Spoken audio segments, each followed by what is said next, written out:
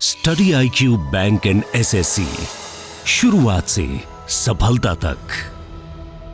Hello everyone, कैसे हैं आप सब लोग। 10 मिनट में 10 वर्ड्स तो आपने अभी तक सीखे हैं। आज 10 से थोड़ा ज्यादा करते हैं। आज का रूट वर्ड है क्रेसी या फिर आर्की। किसी भी वर्ड में अगर क्रेसी या फिर आर्की लिखा हो तो इसका मतलब ये किसी रूल या गवर्नेंस या रूल मतलब किसी सिस्टम को गवर्न करना है, इस बारे में बात करता है। समझ में आ गया। किसी भी वर्ड में अगर आपको क्रेसी या आर्की मिल जाए, इसका मतलब हम रूल करने की बात कर रहे हैं, शासन करने की बात कर रहे हैं। चलिए देखते हैं आज के वर्ड्स। अगर आप देखोगे यहां पे आपको क्या कॉमन दिख रहा है, ध्यान से देखिएगा। यहां पे सभी वर्ड्स में आपको ये कॉमन दिखेगा, क्रेसी या फिर आर्की। तो एक एक करके हम अगले 10 मिनट में कम से कम 15 से ज्यादा वर्ड्स को समझने की कोशिश करेंगे कि इनका क्या मीनिंग होता है। ध्यान से जितना मैं बोलूं उतना नोट करिएगा। शुरू करते हैं। सबसे पहले आपको नोट करना है क्रेसी या फिर आर्की, जिसका मतलब होता है शासन करना। So the first word is, अगर आप ब्रेक करोगे तो मिलेगा डेमोक्रेसी। क्रेसी मतलब शासन, डेमो मतलब लोग यानी पीपल, यानी कि एक ऐसा तंत्र जहां पर लोग यानी प्रजा राज करता है, जैसे कि India, a system where people elect their leaders. तो India is a democracy where citizens vote in elections to choose their representatives, मतलब लोकतंत्र। ठीक है। रूट वर्ड्स आपको ध्यान रखने हैं। क्रेसी मतलब रूल करना, गवर्न करना, और डेमो मतलब पीपल। लेकिन आज हम डेमो की बात नहीं करेंगे, एक और सेशन आएगा, उस वीडियो में हम डेमो से रिलेटेड सारे वर्ड देखेंगे। अगला है ब्यूरोक्रेसी। ब्यूरोक्रेसी मतलब जहां ब्यूरोक्रेट्स का रूल होता है, a system where state officials make decision, not elected representatives। जहां पर स्टेट के ऑफिशियल्स रूल करते हैं, नियम बनाते हैं। तो in India, government departments like the income tax department are run by bureaucrats who implement policies। ठीक है। इंडिया में इनकम टैक्स का डिपार्टमेंट क्या है, वहां पे जो रूल करते हैं लोग कौन होते हैं, ऑफिशियल्स होते हैं, ऑफिसर्स होते हैं, ऑफिशियल्स होते हैं।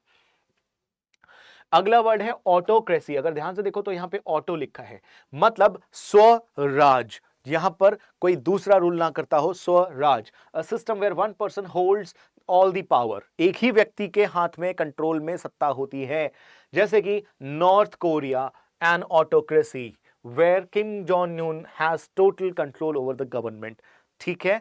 तो ध्यान रखिएगा, जब स्व के हाथ में पूरा राज हो, इसको हम स्वराज कहते हैं। तो बेसिकली एक इंसान के हाथ में। आगे बढ़ते हैं। Next word is aristocracy. इसको ब्रेक डाउन करोगे तो एरिस्ट्रो हम यूज करते हैं जब एक सोसाइटी के नोबल या पढ़े लिखे सबसे ज्यादा उच्च वर्ग के लोग रूल करते हैं। A system where the nobility और privileged class holds the power.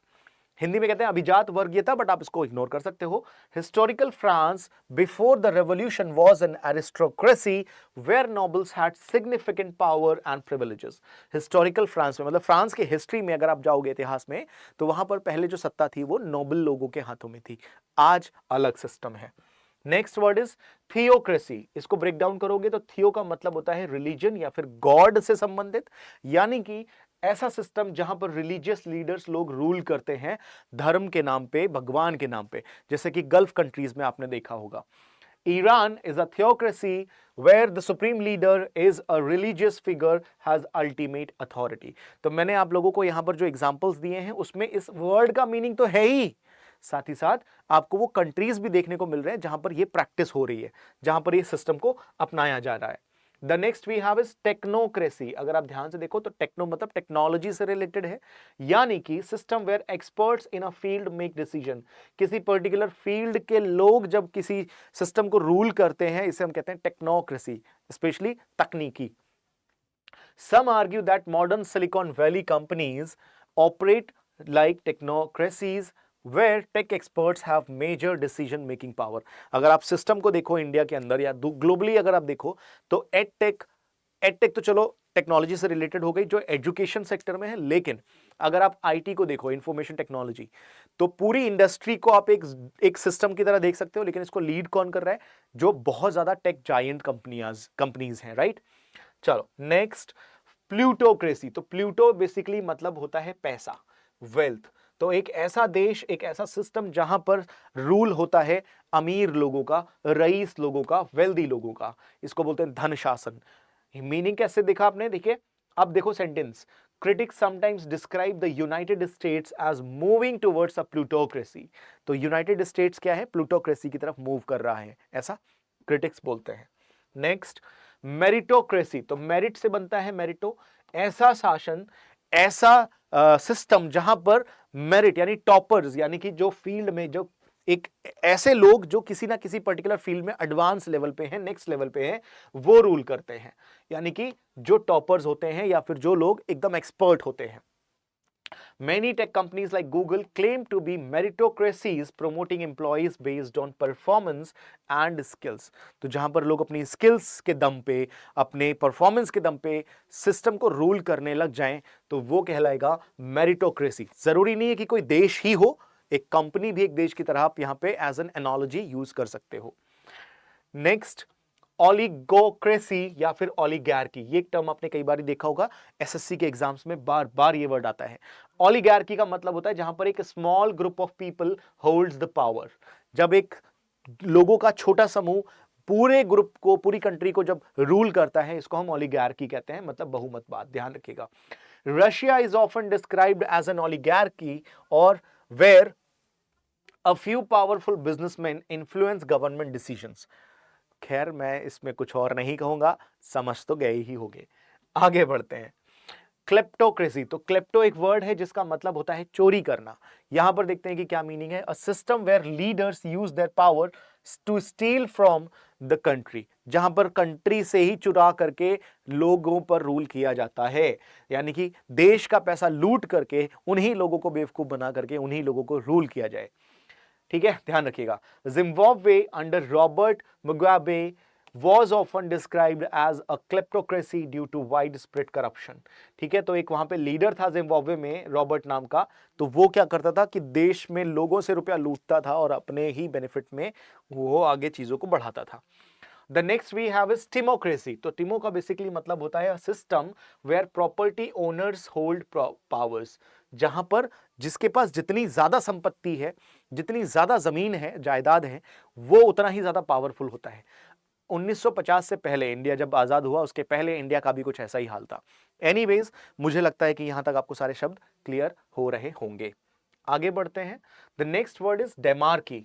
तो डेमार्की का मतलब होता है a system where officials are chosen randomly. जब कोई सिस्टम ना हो, रैंडमली लोगों को सेलेक्ट कर लिया जाए, होता है कुछ कंट्रीज में, तो इसको हम बोलते हैं डेमार्की। कंट्रीज छोड़ो, कुछ काउंसिल्स में होता है, तो आप जरूरी नहीं है कि काउंसिल को, किसी कंट्री को ही देखो, एक सिस्टम को, एक कंपनी को, एक काउंसिल को भी देख सकते हो। Some local councils in ancient Athens used a lottery system to choose officials, an early form of demarchy। तो एथेंस में क्या होता था कि भाई राजा कौन बनेगा, लीडर कौन बनेगा, लीड कौन करेगा, इस लीडर को डिसाइड करने के लिए वहां पे लॉटरी पड़ती थी कि हाँ चलो भैया तुम ठीक है, तुम ही कर लो।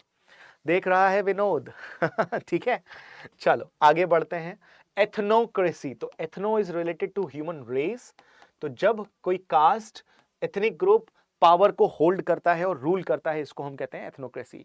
जैसे कि apartheid era South Africa was an ethnocracy with the white minority ruling over the ethnic groups। आपको याद होगा जब गांधी जी को अफ्रीका में टॉर्चर झेलना पड़ा था, तो वहां पर यही सब चल रहा था। अपार्टीड का बेसिकली मतलब होता है ये जो रंग भेद होता है, कि कलर आपका गोरा नहीं है तो आपको अलग ही नजरों से देखा जा रहा है। This is called apartheid system, ध्यान रखिएगा।